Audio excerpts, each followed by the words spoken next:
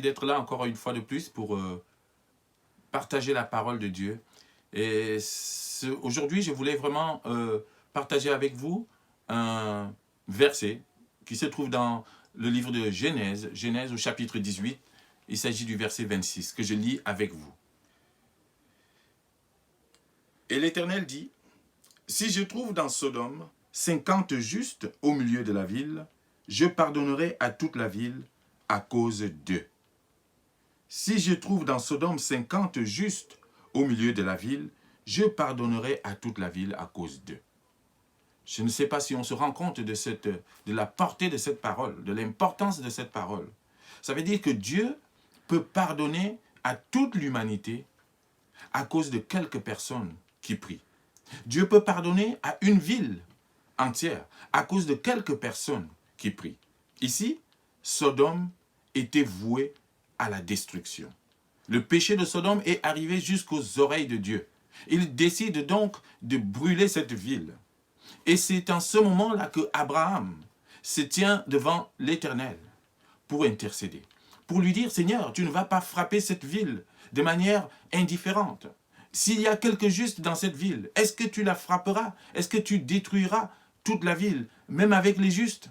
Et l'Éternel lui dit, « Si je trouve 50 justes au milieu de cette ville, je pardonnerai à toute la ville à cause d'eux. » Dieu peut pardonner le monde entier à cause de toi. Dieu peut pardonner une ville entière à cause de tes prières. Dieu peut pardonner l'univers à cause des prières de quelques personnes. Oui, nous sommes les justes de ce monde. Nous ne sommes pas justes par nous-mêmes. Les croyants et les chrétiens, ceux qui ont accepté Christ, ne sont pas justes par eux-mêmes. Ils sont justifiés par Jésus-Christ. Et en cela, ils ont la possibilité de se présenter devant Jésus-Christ, devant notre Seigneur, pour intercéder pour le monde. Alors, le monde passe par des moments difficiles. Le monde passe par ce virus qui est en train de faire des dégâts. Et si j'ai un encouragement à vous faire aujourd'hui, c'est que de vous demander de vous lever et de vous présenter devant le Seigneur, comme Abraham a fait. Il s'est tenu devant l'Éternel pour prier, pour intercéder. Vous aussi aujourd'hui, vous avez une grande responsabilité. Chrétiens du monde, croyants du monde, l'Église du monde a une grande responsabilité dans cette crise sanitaire.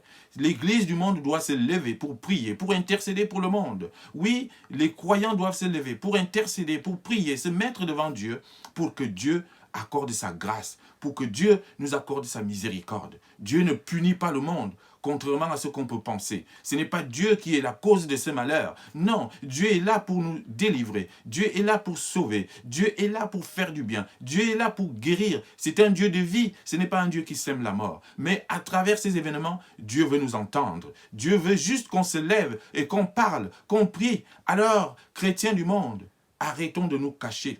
Ne nous cachons plus.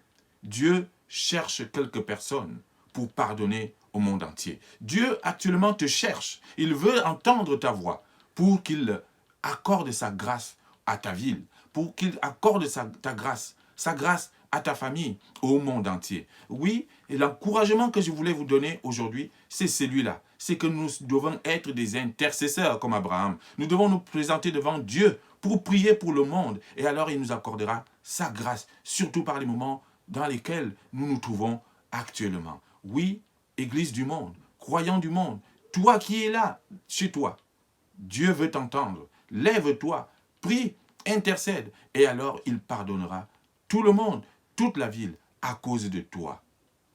Amen. Soyez bénis.